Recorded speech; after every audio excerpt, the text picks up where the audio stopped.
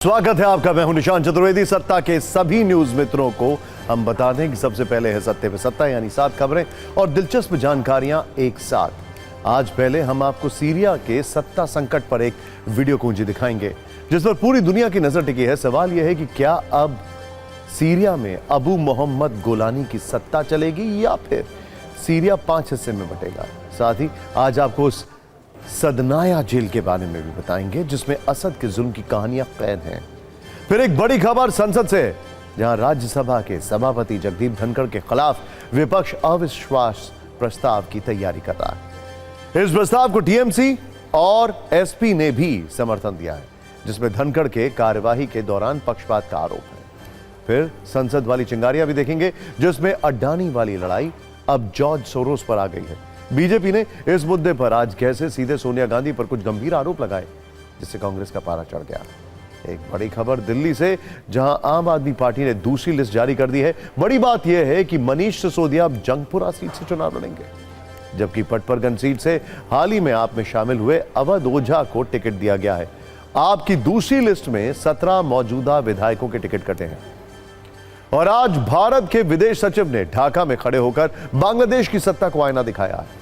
विदेश सचिव ने कहा है कि बांग्लादेश के अंदर हिंदुओं पर हो रहे हमले बेहद दुर्भाग्यपूर्ण हैं और इसे लेकर बांग्लादेश की सरकार के सामने खुलकर अपनी बात रखी गई है। राजस्व सचिव संजय मल्होत्रा को आरबीआई का नया गवर्नर नियुक्त किया गया है। वो अब आरबीआई के मौजूदा गवर्नर शक्तिकांत दास की जगह लेंगे, जिनका 10 दिसंबर को कार्यकाल खत्म हो रहा है। संजय मल्होत्रा आरबीआई के 26वें गवर्नर होंगे। और एक शुभ समाचार नोएडा के जेवर इंटरनेशनल एयरपोर्ट से भी है, जिसका ट्रायल रन आज से शुरू कर दिया गया है। जानकारी के अनुसार यह ट्रायल रन 15 दिसंबर तक चलेगा। 17 अप्रैल 2025 से इस एयरपोर्ट से कमर्शियल फ्लाइट्स शुरू करने का टारगेट है। तो वैसे तो आज सत्ता के मेन्यू में कई बड़ी खबरें हैं, लेकिन हम शो की शुरुआत सीरिया की खबर से करने जा रहे हैं। इसकी 3 बड़ी वजह है। पहली, आज ये इंटरनेशनल सत्ता की सबसे बड़ी खबर है जिस पर पूरी दुनिया की नजर है। दूसरी वजह, यह खबर एक देश में 54 वर्षों से चली आ रही सत्ता के अंत की कहानी है।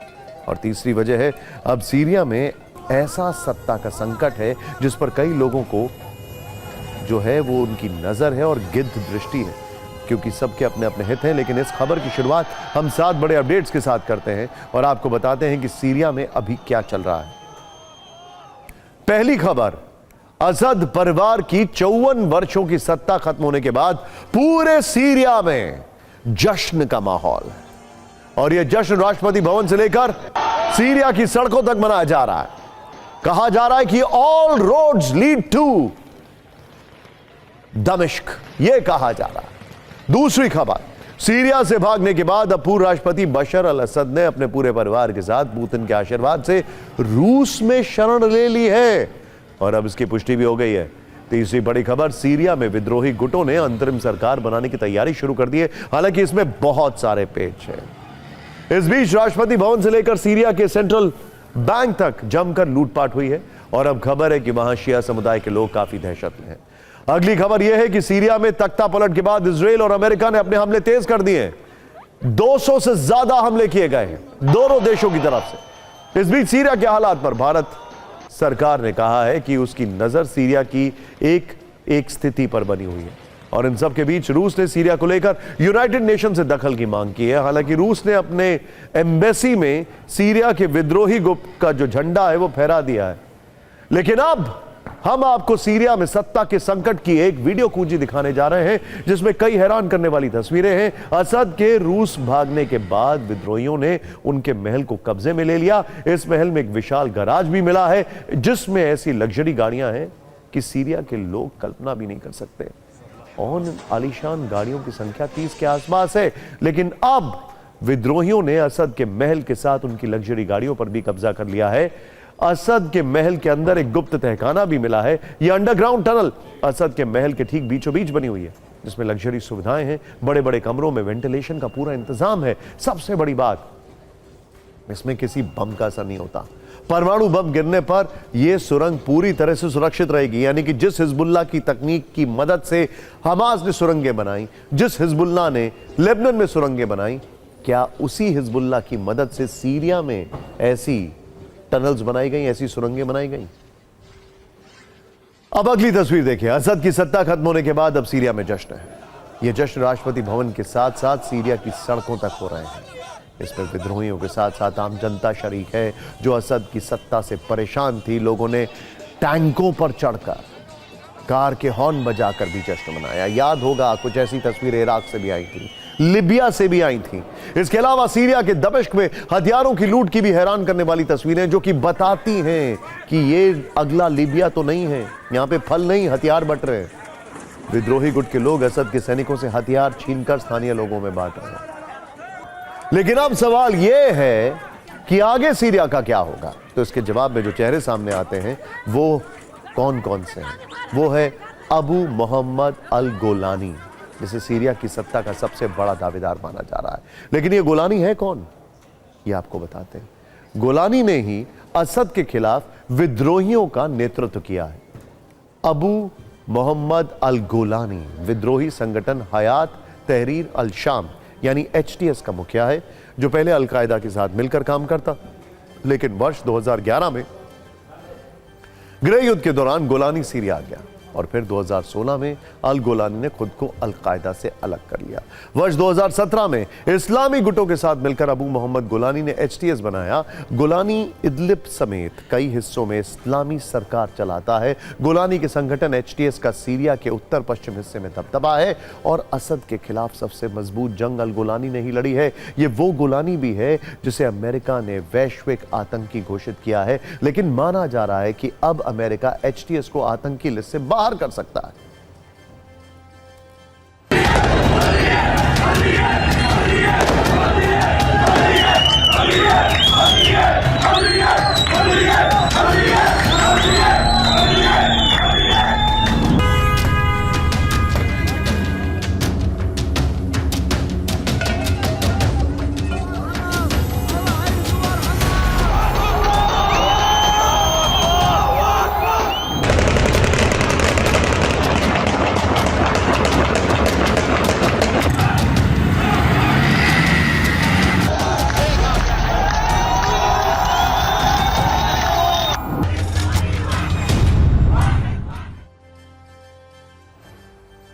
अब यह भी समझते हैं कि सीरिया में सत्ता पलट के बाद अब आगे की कहानी क्या क्या हो सकती है, क्या क्या संभावनाएं हैं। देखिए, जब ये सत्ता परिवर्तन नहीं हुआ था तब भी सीरिया में हालात बहुत खराब थे और जो अरब स्प्रिंग से सीरिया बच गया उसके बाद जो जो उन मुल्कों में हुआ वो भी हमें पता है। ध्यान से देखिए अब जो ऑप्शंस हैं। पहला विकल्प यही है कि HTS के हेड अल गोलानी के नेतृत्व में सीरिया में सरकार चलेगी। हालांकि वहां के प्राइम मिनिस्टर ने ऑलरेडी कहा है कि हम इनके साथ कोऑपरेट करने के लिए तैयार हैं। दूसरा विकल्प यह है कि अलग अलग विद्रोही गुट मिलकर सरकार बनाएंगे। तीसरी थ्योरी, सीरिया में चुनाव के जरिए नई सरकार का गठन किया जाएगा। हालांकि यह थोड़ा मुश्किल हो सकता है। चौथी संभावना यह भी है कि सत्ता के लिए विद्रोही गुट आपस में ही टकरा जाएं। और पांचवी संभावना इस बात की भी है कि सत्ता की लड़ाई में सीरिया 5 हिस्सों में बंट जाएगा और 5 हिस्सों में अलग अलग विद्रोही संगठन अपनी सरकार बनाने। लेकिन छठा ऑप्शन जिसको लेकर आगे की कहानी हम आपको बताने वाले हैं वो ये है कि ये सारे विद्रोही गुट एक साथ हो जाएं और वो एक साथ एक ही कंडीशन में हो जब इनके सामने एक कॉमन एनिमी हो और वो है इजराइल।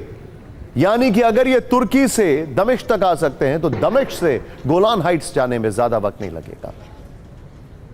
क्या ये ऐसा करेंगे? सोचिए। हम बात कर रहे हैं इजराइल की। सीरिया से बड़ा अपडेट यह है कि तख्ता पलट के बाद अब इजराइल और अमेरिका सीरिया पर टूट पड़े हैं। जबरदस्त तरीके से हमले किए जा रहे हैं। 50 साल के बाद सीरिया की सीमा में इजरायली फोर्सेस दाखिल हुई है। क्यों? क्योंकि जहां से सीरिया की फोर्सेस पीछे हट गई, भाग गई, वहां वापस कब्जा करती चली गई। कौन? इजराइल की IDF। 1967 के बाद कई इलाकों पर इजराइल की सेना ने कब्जा भी कर लिया है। 73 भी कहते हैं, वैसे 67 में बड़ी जंग हुई थी। लेकिन आखिर इजराइल और अमेरिका ने सीरिया पर बमबारी क्यों की, अब वो समझते हैं। इजराइल अब तक सीरिया में 100 से ज्यादा ठिकानों पर एयर स्ट्राइक कर चुका है। इसके पीछे का मकसद है किसी भी हाल में सीरिया से हिजबुल्लाह तक हथियारों की सप्लाई ना हो, क्योंकि नेतन्याहू को इस बात की आशंका है कि विद्रोही गुट हिजबुल्लाह को हथियार दे सकते हैं। और चिंता की बात यह है कि केमिकल वेपन्स भी विद्रोहियों के हाथ लगने का खतरा था। तो ईरान बल्कि सीरिया में केमिकल वेपन्स के जो प्लांट्स हैं उनके ऊपर अटैक किया गया है। स्कड मिसाइलें उनके ऊपर अटैक किया गया है, एयर डिफेंस सिस्टम उनके ऊपर अटैक किया गया है। इजराइल के अलावा अमेरिका भी सीरिया पर ताबड़तोड़ हमले कर रहा है। उसका बहाना कुछ और है, लेकिन वो यहां मौजूद आतंकी संगठन आईएसआईएस के ठिकानों को निशाना बना रहा है। लेकिन ये तो अमेरिका कहता है खत्म हो चुका है, फिर आईएसआईएस कहां से आ गया? और इसके पीछे भी उसका मकसद यही है कि किसी भी तरह से नई सत्ता में आईएसआईएस की भागीदारी को रोका जा सके। इसके अलावा नई सरकार के गठन में अमेरिका अहम रोल भी चाहता है और उसका रुख देखकर यह लग रहा है कि उसे विद्रोहियों की सरकार से कोई दिक्कत नहीं है। अमेरिका ने यह भी साफ कर दिया है कि आईएसआईएस के खिलाफ उसका यह एक्शन जारी रहेगा।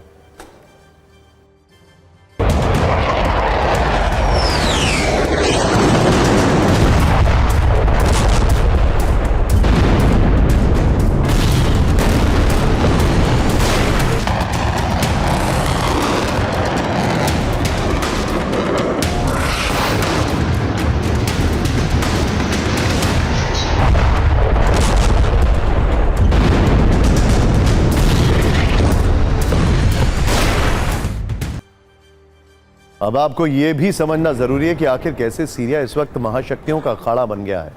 और न सिर्फ अमेरिका बल्कि रूस, तुर्की जैसे देश के हित भी उससे जुड़े हुए हैं और इजराइल का भी। ध्यान से देखिए फैक्ट्स। दरअसल सीरिया इस वक्त अपनी शक्ति दिखाने का एक जरिया है।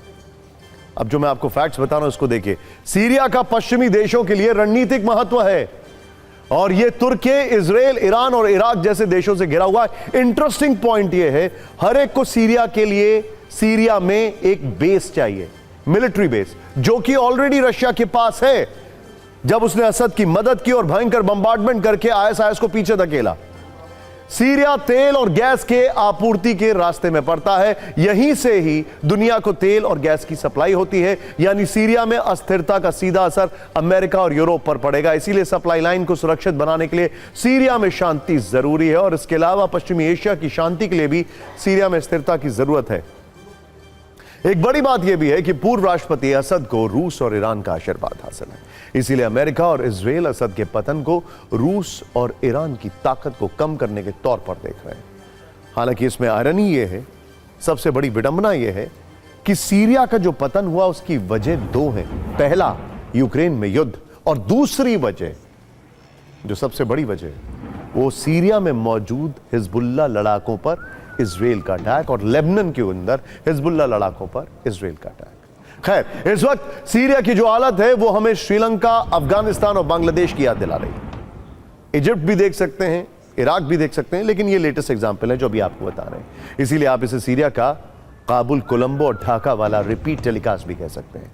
इसकी पहली तस्वीर दुनिया ने 15 अगस्त 2021 को देखी, जब अफगानिस्तान पर तालिबान का कब्जा हो गया था। बाइडेन आए और ये उनका पहला सेटबैक था और इसका जिम्मेदार अमेरिका को माना गया और कहा गया था कि अमेरिका ने अफगानिस्तान को थाली में सजाकर तालिबान को सौंप दिया और अफगानिस्तान से 20 साल बाद अपनी सत्ता को वापस बुला लिया। इसी के बाद राष्ट्रपति अशरफ गनी को देश छोड़कर भागना पड़ा। एग्जैक्टली मिरर इमेज में, वैसे ही पैक ऑफ कार्ड्स की तरह सीरियन आर्मी कोलैप्स कर गई और असद को भागना पड़ा। इसी तरह साल 2022 में श्रीलंका में तख्ता पलट हुआ था। उस दौरान देश में आर्थिक संकट गहराया हुआ था, जिसकी वजह से जनता प्रदर्शन कर रही थी। बांग्लादेश की तरह श्रीलंका में भी प्रदर्शन इतना उग्र हो गया कि राष्ट्रपति को इस्तीफा देना पड़ा। लेकिन यहां पर प्योरली इकोनॉमिक कंडीशंस थी। प्रदर्शनकारियों ने राष्ट्रपति भवन पर कब्जा कर वहां तोड़फोड़ की। हालांकि उस वक्त तक राष्ट्रपति गोटाबाया राजपक्षे देश छोड़ चुके थे। और इस तख्ता पलट का लेटेस्ट एपिसोड हमने बांग्लादेश में देखा, जहां 5 अगस्त 2024 को शेख हसीना की सत्ता छीन ली गई। बांग्लादेश में भी 5 अगस्त 2024 को हिंसा के बाद लोग प्रधानमंत्री हाउस में घुस गए। इस दौरान लोगों ने पीएम हाउस में जमकर लूटपाट की थी। इंटरेस्टिंग बात यह है कि इसके पीछे अमेरिका और पाकिस्तान का हाथ बताया जाता है और सीरिया में अमेरिका और टर्की का हाथ बताया जाता है। खैर, वैसे असद की सत्ता खत्म होने के बाद आज सीरिया की उस जेल की भी बात होती है जिसमें पूर्व राष्ट्रपति असद के जुल्म की कहानियां छिपी हुई नहीं हैं, चिपकी हुई हैं। इस जेल का नाम सदयाना जेल, स्लॉटर हाउस जिसे कहते हैं, जिसमें आंखों के डॉक्टर से एक क्रूर डिक्टेटर बने असद की तानाशाही वाले सबूत हैं। सीरिया की सदनाया जेल को इंसानों का स्लॉटर हाउस कहा जाता है। नरसंहार होता है यहां पर, ऐसा कहा जाता है। यह जेल खौफनाक यातनाओं के लिए कुख्यात है। इस जेल में कैदियों को काल कोठरियों में रखा जाता है। कहां होते हैं यह पता तक नहीं होता है। सजा से 3 दिन पहले तक उन्हें भूखा प्यासा रखते, 2 से 3 घंटों तक कैदियों की बर्बर पिटाई की जाती है। आधी रात को उनकी आंखों पर पट्टी बांधकर उन्हें छोड़ दिया जाता है, उन्हें पीटा जाता है और फांसी के तख्तों पर कैदियों की सामूहिक फांसी दी जाती थी। इसके बाद जेल में कैदियों के इन शवों को बोरियों में भरकर रखा जाता था। यहां तक कि बताया जा रहा है कि वहां पर फ्लैटिंग प्लेट्स होती थी जहां पर शवों को डाल के इसको फ्लैट कर दिया जाता था। ब्रिटेन में मौजूदा Syrian observatory for human rights ने साल 2021 की अपनी एक रिपोर्ट में बताया था कि सीरिया का इस जेल में 30,000 से ज्यादा लोग बड़ी बेरहमी से मारे जा चुके हैं। लेकिन अब असद की इस सत्ता का अंत हो चुका है, वो देश छोड़कर भाग चुके हैं। सत्ता में अब बात संसद के अंदर और बाहर हुई उस राजनीति की जिसमें पक्ष और विपक्ष दोनों ने आज एक दूसरे पर हमले करने के लिए कारोबारियों के कंधे का इस्तेमाल किया। इंटरेस्टिंग है, ध्यान से देखिएगा। संसद के बाहर विपक्ष ने अडानी ग्रुप के चेयरमैन गौतम अडानी का नाम और मुखौटे का इस्तेमाल कर बीजेपी पर हमला किया, जबकि बीजेपी ने संसद के अंदर अमेरिकी उद्योगपति निवेशक जॉर्ज सोरोस का नाम लिया और सोनिया गांधी पर बेहद गंभीर आरोप लगाए।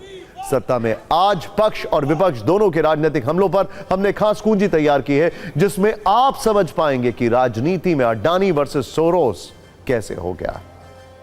एक एक फैक्ट। पहले आप संसद का बाहर जो कुछ हुआ उसका एक वीडियो देखिए। लोकसभा में नेता विपक्ष राहुल गांधी आज रिपोर्टर की भूमिका में थे और कांग्रेस के 2 सांसद पीएम मोदी और गौतम अडानी का मुखौटा लगाकर मौजूद थे। सांसद मणिकम टैगोर ने अडानी का मुखौटा और कांग्रेस सांसद शिवाजी कलगे ने प्रधानमंत्री मोदी का मुखौटा लगाया था। दोनों एक दूसरे के गले में हाथ डालकर खड़े थे, जिसके बाद रिपोर्टर बने राहुल गांधी ने अडानी का मुखौटा लगाए सांसद से पूछा, आपको क्या चाहिए? इस एक सवाल के साथ यह कथित इंटरव्यू शुरू हुआ और फिर थोड़ी देर तक राजनीतिक चकल्लस होती रही। एक बार ये वीडियो देखिए, फिर आपको बताएंगे कि बीजेपी ने संसद के बाहर अडानी मोदी वाले मुखौटे का जवाब संसद के अंदर किस तरीके से दिया।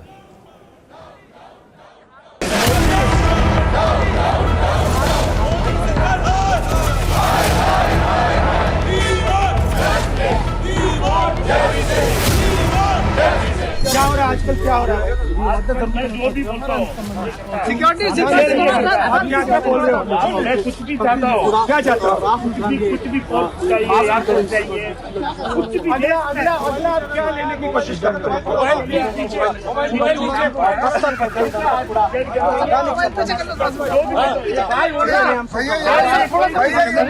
छोड़ देने भैया।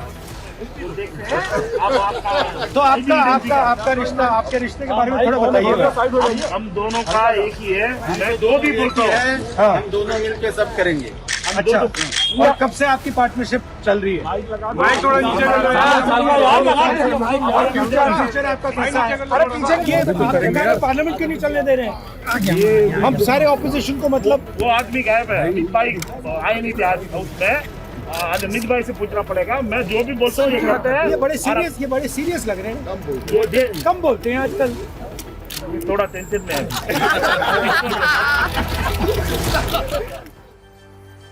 तो संसद के बाहर ही नहीं, कांग्रेस ने लोकसभा में भी अडानी के मुद्दे पर चर्चा की मांग की। जब इजाजत नहीं मिली तो हंगामा शुरू हो गया, जिसके बाद सदन को स्थगित करना पड़ा। लोकसभा में विपक्ष ने हंगामे की टाइमिंग बुक कर ली थी, तो राज्यसभा में यह काम सत्ता पक्ष के सांसदों ने किया। जैसे ही सदन की कार्रवाई शुरू हुई, सत्ता पक्ष ने देश की सरकार और अर्थव्यवस्था को अस्थिर करने की कथित कोशिश के मुद्दे पर चर्चा कराने की मांग की। हंगामे को देखते हुए सदन स्थगित कर दिया गया। इसके बाद फिर से जैसे ही सदन की कार्रवाई शुरू हुई, सदन के नेता जेपी नड्डा ने आरोप लगाया कि एक राजनीतिक दल के संबंध देश विरोधी ताकतों के साथ है और इस पर हमारे सदस्य अद्विलित हैं। हम इस पर चर्चा चाहते हैं। इसके बाद बीजेपी सांसद राधा मोहन दास अग्रवाल ने दावा किया कि कांग्रेस के लोग अमेरिकी उद्योगपति जॉर्ज सोरोस की मदद से देश तोड़ना चाहते हैं। जनता दल यूनाइटेड के संजय झा ने कहा कि ऐसी रिपोर्ट है कि कांग्रेस के एक वरिष्ठ नेता का जॉर्ज सोरोस से संबंध है। उनके इतना कहते ही राज्यसभा में हंगामा बढ़ गया। सत्ता पक्ष और विपक्ष दोनों के सांसद खड़े हो गए। इसके बाद राज्यसभा में नेता विपक्ष मल्लिकार्जुन खड़गे ने जेपी नड्डा पर गलत बोलने का आरोप लगाया और कहा कि सदन में अनुपस्थित सदस्य के बारे में नहीं बोलना चाहिए। जिसके बाद टकराव मल्लिकार्जुन खड़गे और जगदीप धनखड़ के बीच में बढ़ गया। कांग्रेस के सीनियर लीडर का जॉर्ज सोरोस से संबंध है। क्या चल रहा है?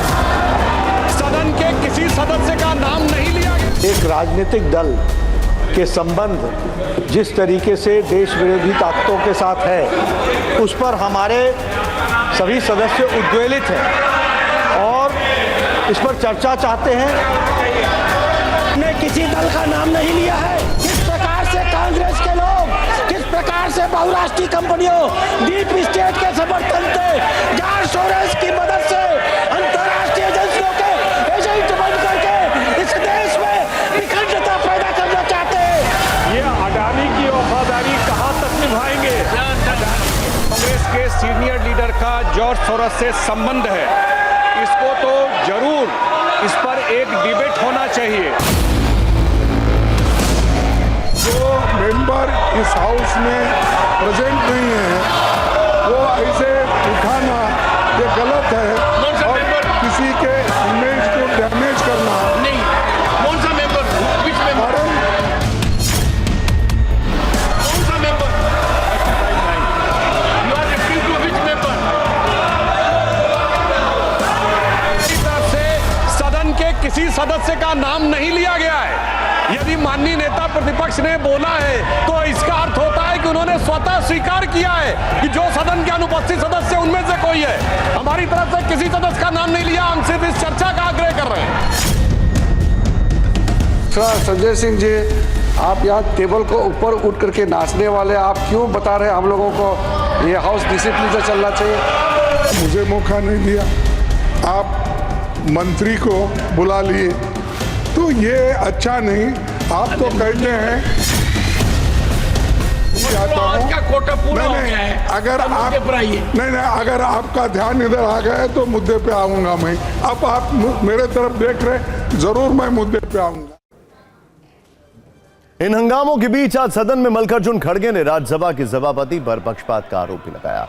सूत्रों के मुताबिक विपक्ष जगदीप धनखड़ के खिलाफ अविश्वास प्रस्ताव लाने की तैयारी कर रहा है। सूत्रों से मिली जानकारी के मुताबिक धनखड़ के खिलाफ आर्टिकल 67B के तहत प्रस्ताव लाया जाएगा। अविश्वास प्रस्ताव पर टीएमसी, आम आदमी पार्टी और समाजवादी पार्टी समेत इंडिया गठबंधन के सभी दलों ने दस्तखत किए हैं। सभापति जगदीप धनखड़ पर सदन को चलाने में भेदभाव का आरोप लगाया गया है। विपक्ष कह रहा है कि उनके साथ पक्षपात किया जा रहा है, यानी अब टारगेट सरकार पर ही नहीं बल्कि राज्यसभा के सभापति पर भी है। दरअसल बीजेपी का आरोप है कि कांग्रेस की पूर्व अध्यक्ष सोनिया गांधी ऐसे संगठन से जुड़ी हैं जो कश्मीर को भारत से अलग करने की वकालत करता है। इस संगठन को जॉर्ज सोरोस फाउंडेशन की तरफ से फंडिंग मिलती है। इस संगठन का नाम forum of democratic leaders in Asia Pacific है और आरोप है कि सोनिया गांधी इसकी सह अध्यक्ष हैं, लेकिन कांग्रेस इसे पूरी तरह से गलत बता रही है। संस्था है जिसका नाम है forum for democratic leaders in Asia Pacific. 4 लोग सह अध्यक्ष हैं और उसमें एक श्रीमती सोनिया गांधी जी भी हैं। वो लोग जो एलानिया कह रहे हैं कि वो भारत में अस्थिरता उत्पन्न करना चाहते हैं और इसके लिए वो भारी मात्रा में पैसा दे रहे हैं। ये सोरोस और कांग्रेस की दोस्ती क्या है? और इसमें सोनिया जी जो सबसे वरिष्ठ नेता है, उनके प्रति पूर्ण सम्मान के साथ पूछना चाहता हूं, उनकी भूमिका क्या है? हम पर आरोप लगाते हो सोरोस का, ये कोई मुद्दा है? अगर ये मुद्दा है तो कौन से मंत्री का बेटा सोरोस की किस ग्रांट से कहां कहां क्या क्या करता है, हम भी शुरू हो सकते हैं, लेकिन ये मुद्दा नहीं है। एक होती ना वाई सिक्योरिटी आपने सुनी होगी, जेड सिक्योरिटी सुनी होगी, गौतम भाई को मिली हुई है एम सिक्योरिटी। ये माधवी सिक्योरिटी नहीं है, ये है मोदी सिक्योरिटी।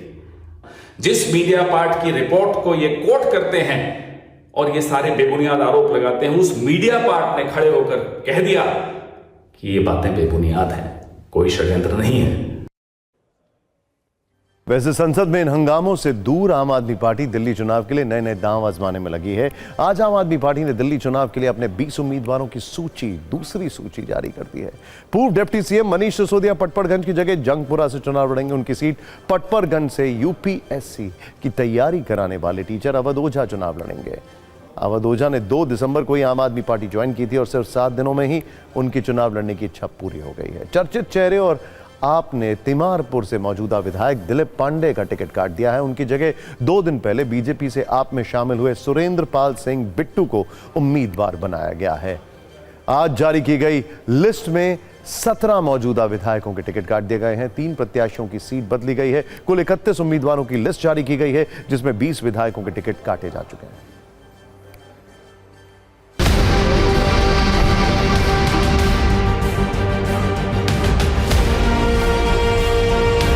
मुझे ये बिल्कुल पता है कि ये सब वहाँ की जनता की वजह से हुआ है जो मुझे टिकट मिला है, क्योंकि वहाँ की जनमानस जानती है कि मनीष जी ने जो धारा शुरू की है वो कोई एक शिक्षक ही आगे बढ़ा सकता है, और मैं उसमें अपना पूरी कोशिश करूँगा। दिल्ली के आम आदमी पार्टी के सभी विधायकों ने दिल्ली की जनता को लूटने का काम किया है, और अब जब जवाबदेही सुनिश्चित करने का टाइम आया है तो सब अपना अपना क्षेत्र छोड़ के भाग रहे हैं। कारण सिर्फ एक है,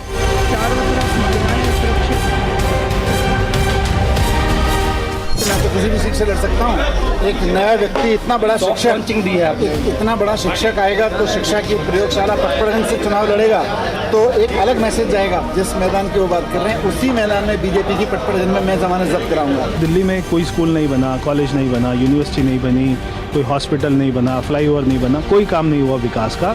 दोनों सरकारें एक होंगी, भारत सरकार एक होगी, यहाँ की दिल्ली की सरकार एक ही पार्टी की होगी, तो झगड़ा नहीं होगा। फिर उसके बाद में केवल काम की बात होगी, सारे काम भारतीय जनता पार्टी के होंगे और दिल्ली कुछ जो है आगे बढ़। दिल्ली का चुनाव करीब है और नेताओं के दाग धुलते जाएंगे। वो एक दल से दूसरे दल में शामिल होंगे और उन्हें टिकट भी मिल जाएगा। भारत में आपने नेताओं के दाग धुलने वाली वॉशिंग मशीन का जिक्र कई बार सुना होगा। पश्चिम बंगाल की सीएम ममता बनर्जी और दिल्ली के पूर्व सीएम अरविंद केजरीवाल से लेकर कांग्रेस के कई नेता राजनीतिक कटाक्ष के लिए ऐसी वॉशिंग मशीन का डेमो दे चुके हैं। लेकिन आज सत्ता में हम आपको सच में इंसानों को धोने वाले वॉशिंग मशीन के बारे में बताते हैं। जापान के वैज्ञानिकों ने वाकई एक ऐसी मशीन बनाई है जो इंसानों की धुलाई का काम करेगी। इंसानों के शरीर को साफ करने वाली इस मशीन का नाम मिराई निंजेन सेंटाकुकी है। यह मशीन पूरी तरह से एआई तकनीक पर आधारित है। एआई तकनीक से मशीन पहले शरीर का विश्लेषण करेगी और फिर उसके मुताबिक सफाई का काम करेगी। इस मशीन को बनाने वाली कंपनी का दावा है कि प्लास्टिक पॉड की तरह दिखने वाली यह मशीन महज 15 मिनट में व्यक्ति को पूरी तरह साफ करने की क्षमता रखती है। बस इसके लिए करना यह है कि इंसान को मशीन के पॉड में बैठना होगा। उसके बाद यह पॉड आधा गर्म पानी से भर जाएगा, जिसके बाद पानी के जेट से छोटे बल्ब्स बनेंगे जिससे वो शरीर की सफाई करेंगे। इसमें लगे सेंसर ये वॉशिंग मशीन तनाव और थकान का पता लगाने में भी सक्षम है। ये मशीन इंसान के दिमाग को शांत रखने में भी मददगार होती है। तो अब तक आप वॉशिंग मशीन में सिर्फ कपड़े धोते थे, अब खुद को भी धोने के लिए तैयार हो जाइए। वैसे आपको बता दें कि ये मशीन कपड़े धोने वाली मशीन की तरह आपको पॉड में घुमाएगी नहीं, सिर्फ सफाई होगी। घुमा घुमा कर निचोड़ कर नहीं सफाई होगी। सत्ता में अब बात डिजिटल अरेस्ट की, एक ऐसे मामले की जिसमें ट्रांजैक्शन तो चीन के शहर शंघाई में हुआ, लेकिन पैसे ट्रांसफर हुए यूपी के कन्नौज में मदरसा चलाने वाले एक व्यक्ति के बैंक खाते में। मध्य प्रदेश के इंदौर में एक महिला से सितंबर महीने में डिजिटल अरेस्ट कर 40 लाख रुपए की ठगी हुई थी, जिसकी जांच करते करते पुलिस यूपी के कन्नौज में मदरसा संचालक तक पहुंच गई और मदरसा संचालक अरशद और उनका बेटा असद अहमद गिरफ्तार हो गए। पिता पुत्र दोनों 10 दिनों पर पुलिस रिमांड पर हैं।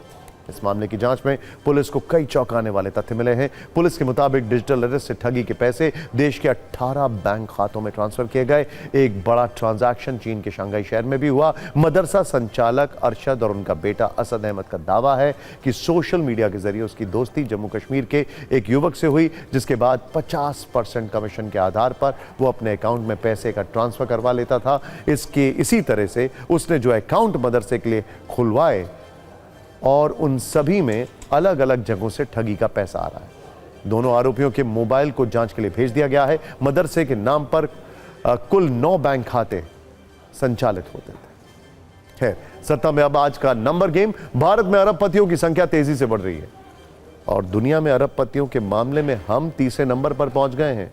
इन्वेस्टमेंट बैंकिंग कंपनी यूबीएस की एक रिपोर्ट के मुताबिक भारत में अरबपतियों की संख्या पिछले 10 साल में 83 से बढ़कर 185 हो गई है। अमेरिका और चीन के बाद दुनिया में अरबपतियों की तीसरी सबसे बड़ी संख्या है और इस लिस्ट में 835 अरबपतियों के साथ अमेरिका पहले और 427 अरबपतियों के साथ चीन दूसरे नंबर पर है। सिर्फ संख्या के मामले में ही नहीं, बल्कि भारतीय अरबपतियों ने संपत्ति में बढ़ोतरी के मामले में भी दुनिया के देशों को पीछे छोड़ दिया। भारत के अरबपतियों की संपत्ति में पिछले 10 साल में 263% से भी ज्यादा का इजाफा हुआ।